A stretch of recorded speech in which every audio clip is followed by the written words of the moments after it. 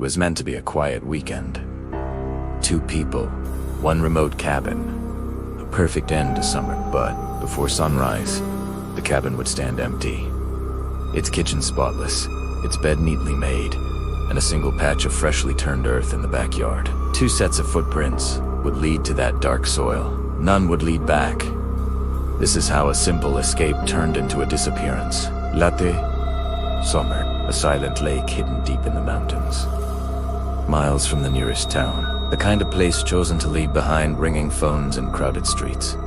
A last getaway before autumn, before deadlines, before the noise of city life. The online listing was simple. Secluded cabin. Private dock, perfect for couples. It looked charming in the photos. A wooden porch, a small rowboat, tall pines leaning over still water. Arrival came just before sunset.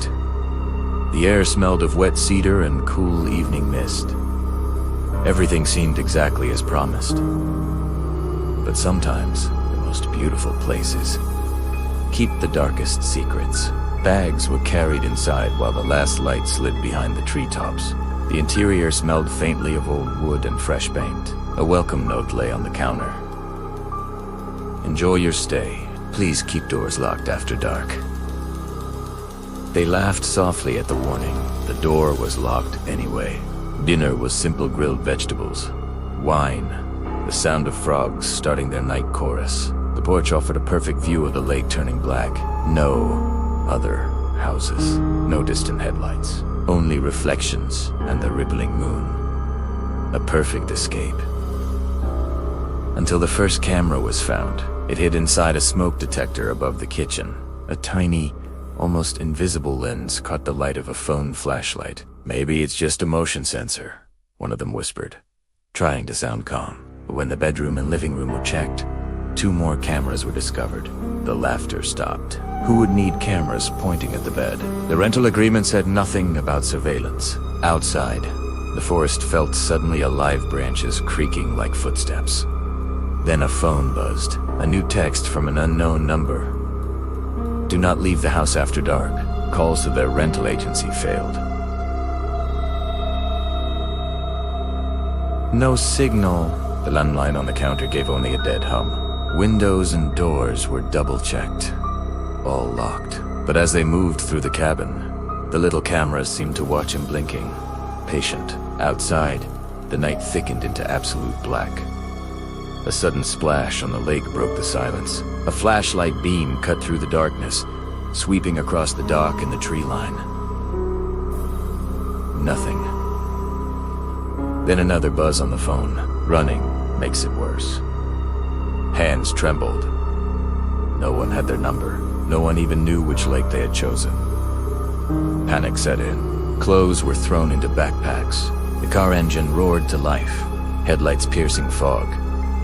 The gravel road twisted through pines toward the highway, or it should have. 10 minutes later, the same crooked birch tree appeared. 15 minutes, the same leaning mailbox. Every turn, every mile, led back to the cabin driveway. The fuel gauge slid lower, a whisper in the dark. It's like driving in circles. Another message glowed on the screen. Stay inside. Until morning. They returned to the cabin. Hearts hammering, the interior looked exactly as before except the cameras were gone. No lenses in the smoke detectors, no wires. As if nothing had ever been there. From the lake came a low mechanical hum, like a distant motor that never drew closer. The air smelled suddenly of damp earth and iron.